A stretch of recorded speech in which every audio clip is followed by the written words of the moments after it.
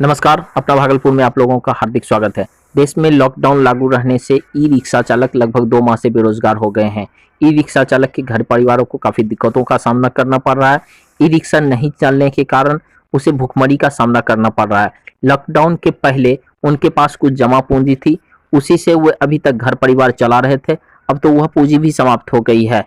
अब वो घर परिवार का पोषण किस प्रकार करें? ई रिक्शा चालकों ने कई बैंक से ई रिक्शा खरीदने के लिए तथा अन्य औजार खरीदने के लिए लोन लिया था, जिससे उनको बहुत ही घाटा का सामना करना पड़ रहा है। ई रिक्शा चालकों ने जो बैटरियां खरीदी थी वो रखे रखे बैटरियां समाप्त हो रही है, खत्म हो रही है। तो कई ई रिक्शा चालक इस सोच में पड़े हुए हैं कि लॉकडाउन कब खुलेगा और कब हमारा रोजगार और रोजी बढ़ेगा।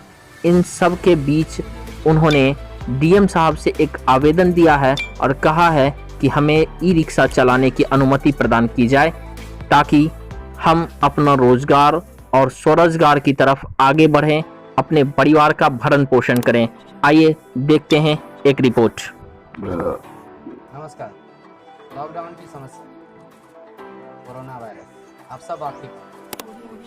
लेकिन जो ये 50 दिनों से अधिक का लॉकडाउन, ये भले शहरों में बैठे हुए लोगों को महसूस नहीं होता है या जिनके घरों में सारा साधन हो उन्हें पता नहीं चलता है, लेकिन वो गरीब, वो मजबूर इंसान जो रोज़ कमाते हैं, रोज़ खाते हैं, वो जो कर्ज लेकर अपने अर्न का और अपनी कमाई का साधन खरीदते हैं, उनके लिए ये लॉकडाउन क्या है।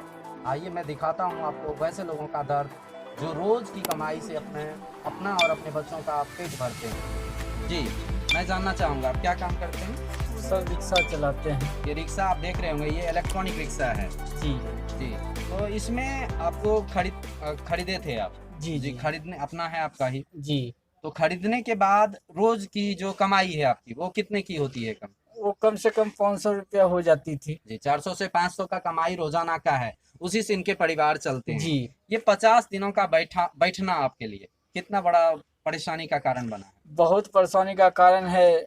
इतना परेशानी का कारण है कि हम लोग सर भूखे मर रहे हैं।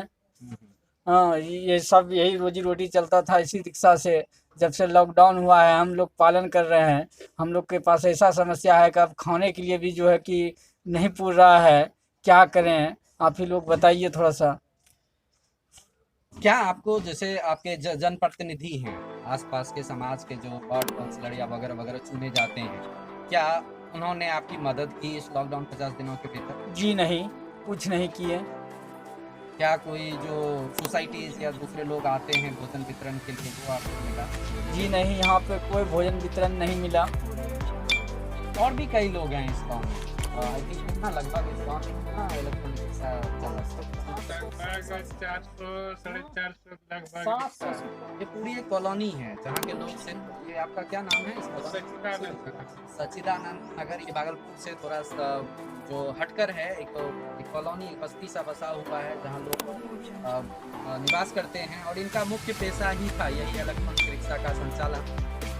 और दुखद है कि ये जैसे होता है ना कि आसपास में कि अगर मेरे पास है तो कम से कम हम पड़ोसी की मदद कर सकते हैं, लेकिन यहाँ एक ऐसा एक समाज बसा हुआ है जो सब के सब उसी एक बिजनेस पर डिपेंड है। और दुखद ये है कि शहर से बाहर है, एक गली से होकर इधर जुड़ते हैं, तो जो दूसरे मददगार जो आप देखते होंगे अखबार में, टीवी पर, या जो भोजन वितरण या अनाज वितरण, राशन वितरण वगैरह वगैरह का काम करते हैं, वो यहाँ तक पहुँच नहीं पाते क्योंकि उन्हें मीडिया कवरेज चाहिए और भी दूसरी चीज़ें चाहिए, तो शहरी क्षेत्रों में रहकर अपना काम कर, या फिर कहिए वहाँ ही इतने ज़रूरतमंद है कि उसकी पूर्ति करते ही सारा उनका जो कार्य है वो उन्हें पूरा लगता है। लेकिन ये जो पिछड़ा हुआ क्षेत्र है जो दूर रह जा रहा है शहर से, इनकी समस्याएं, और भी कई लोग हैं, हम बात करेंगे कुछ और अन्य लोगों से। जी, आपका पेशा, आपका भी यही है? हाँ, रिक्शे चला। जी, क्या आपका भी अपना रिक्शा है या हाँ, फिर अपना अपना रिक्शा है। लोन वगैरह लेकर? नहीं, लोन पे कर्ज लिए थे, मैट्रिक के लिए कर्ज पे। अभी लॉकडाउन से पहले 15 दिन पहले कर्ज लिए और लॉकडाउन हो गया अभी यानी कि वो जो हाँ। बैटरी का कर्ज है वो आपके लिए हाँ, परेशानी का भी सबब पूरा। बना हुआ है। अभी बैंक और बोल रहा एक्चुअली है। वो बैटरी भी आई थिंक अगर लॉन्ग टाइम तक रखा रहे तो हाँ, खराब होने की संभावना बैठते बढ़ बैठते जाती सब है। खराब हो जाता है बैटरी भी। ये अन्य वाहनों से थोड़ा डिफरेंट होता है, ये बैटरी रोज का चार्ज होता है, रोज व्हीकल ये रन करता है, और अगर ये पड़ा रह जाए लंबे समय तक तो वो बैटरी खराब होने की संभावना बढ़ जाती है। हाँ। इस तरह से ये जो गरीब रिक्शा चालक, इलेक्ट्रॉनिक रिक्शा चालक हैं, इनके लिए समस्या ये है कि इन्होंने कर्ज लेकर वाहन खरीदे, कर्ज लेकर बैटरियां बदली और जो दूसरे संसाधन है वो पूरी करते हैं। लेकिन दिक्कत ये है कि अब जब 50 दिनों से अधिक का लॉकडाउन, यानी पूरी तरह से गाड़ी ठप है, ये बैटरी यूं का यूं पड़ा हुआ है, जिससे वो जो इसके बैटरी हैं और दूसरे कंपार्ट्स हैं वो खराब होंगे। ये बहुत बड़ी समस्या है। मैं जानना चाहूँगा कि आप लोग क्या निवेदन क्या करते हैं सरकार से, किस तरह क्या चाहते हैं कि ये कि हम लोगों को कुछ परमिशन दे चलाने का, ताकि हम रोजी रोजगार के लिए कम हो जाए, इनकम हो जाए। 2-4 घंटा के लिए कम से कम अभी दिया जाए लॉकडाउन में। क्योंकि भारत सरकार भी बहुत तरह का छूट दे दिया। और भागलपुर शहर में कोरोना का उतना केस सक्रिय है न, जो भी है बाहर से आए हुए। तो हम लोग चाहते हैं कि रिक्शा के लिए जो है कुछ वक्त मुकर्रर किया जाए, ताकि तस्वीर में हम लोग कमा सकें। तो इन लोगों का डिमांड यही है भागलपुर प्रशासन से, क्योंकि अब ये चीज़ देखने को मिल रहा है कि भागलपुर ऑरेंज जोन में है और बाजारें भी यहाँ की खुल रही है, अल्टरनेट करके बाजारें खुल रही है। तो ऐसे में ये जरूरी हो जाता है कि आखिर जब बाजार खुल रहा है, लोग खरीदने के लिए निकल रहे हैं, भले इनके साथ कंडीशंस लगाया जाए कि आप पीछे जो है वो 2 से अधिक सवारी नहीं बिठाएंगे, शायद थोड़ा भाड़ा, चूंकि लोग तो जा ही रहे हैं, सबके पास अपना वाहन नहीं, तो भाड़ा थोड़ा महंगा पड़ेगा, लेकिन आखिर इनकी रोजी रोटी का क्या होगा। इसलिए ये जरूरी है कि इन्हें विद कंडीशन इनको परमिशन दी जाए, ताकि ये अपना रोजी रोटी चला सकें, उनके जो बच्चे हैं वो भी भोजन खा भी दिए थे। डीएम साहब को लिखित आवेदन मेल से किए हैं, जिसमें लगभग 100 रिक्शा चालक अपना हस्ताक्षर, पता सारा चीज दिए हैं। और अन्य संस्था भी हमारी मदद कर रही है, जैसे कि गंगा मुक्ति आंदोलन, रिक्शा समिति भागलपुर वगैरह से आवेदन किया गया है कि संदर्भ में जो है ऐसा सुझाव और किया जाए ताकि हम लोग गाड़ी चला सकें और पैसा जो भी पूंजी था, जो भी हम लोग पैसा जमा किए थे घर में, अब धीरे धीरे खत्म हो गई है। तो खर्च तो रुकता है नहीं। तो उस हिसाब से हमको और हम लोग को छूट दिया जाए कि हम लोग रिक्शा चलाएं और पैसा अर्न करके अपना परिवार का भरण पोषण करें। तो क्या डीएम साहब के तरफ से कोई मेल का जवाब मिला है? डीएम के साहब की तरफ से कोई भी मेल का जवाब अभी तक नहीं आया है। कब किया था? हम लोग ने 15/5 को किया था, 1 बजे दिन में। तो उसका सारा डॉक्यूमेंट वगैरह है, मेल किए थे, तो वो सारा है। अभी रिस्पॉन्स नहीं आया है, कंसिडर में नहीं गया है सर। हाँ, जरूरी है कि जल्दी से इस पर ध्यान दिया जाए और इन ज़रूरतमंद लोग हैं, इन्हें मौका मिले। ये गाड़ी से लोग वाहन चला रहे हैं, वो हैंडल वाला रिक्शा चल रहा है, इलेक्ट्रॉनिक रिक्शे की ज़रूरत है, क्योंकि इसे दूसरे कैटेगरी में रखा गया है, तो इसके लिए परमिशन इन्हें चाहिए। ये मांग रहे हैं कि इन्हें परमिशन मिले, चाहे कंडीशन आप थोड़ा जो सरकारी ज़रूरत लगे उसके हिसाब से कंडीशंस तैयार करें, लेकिन इन्हें परमिशन मिले ताकि ये भी रोजी रोटी के लिए बाहर निकलें। रोटी कमा कर लौटेंगे तभी इनके बच्चे और परिवार खुश रहेंगे, नहीं तो जीना मुहाल हो गया है।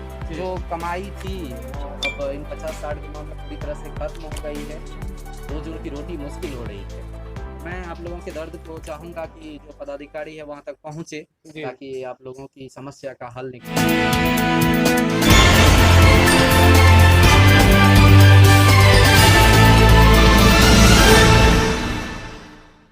पकड़ा बिसाड़ी स्थान के प्रांगण में बीते दिन हुए झड़प के कारण कई लोग घायल हो गए थे। इस झड़प में 2 गुट सक्रिय थे। आज दोनों गुटों को शांति समझौता के लिए अनुमंडल कार्यालय बुलाया गया था। दोनों पक्षों ने अपनी गलती मानते हुए दोबारा न गलती करने का वचन दिया।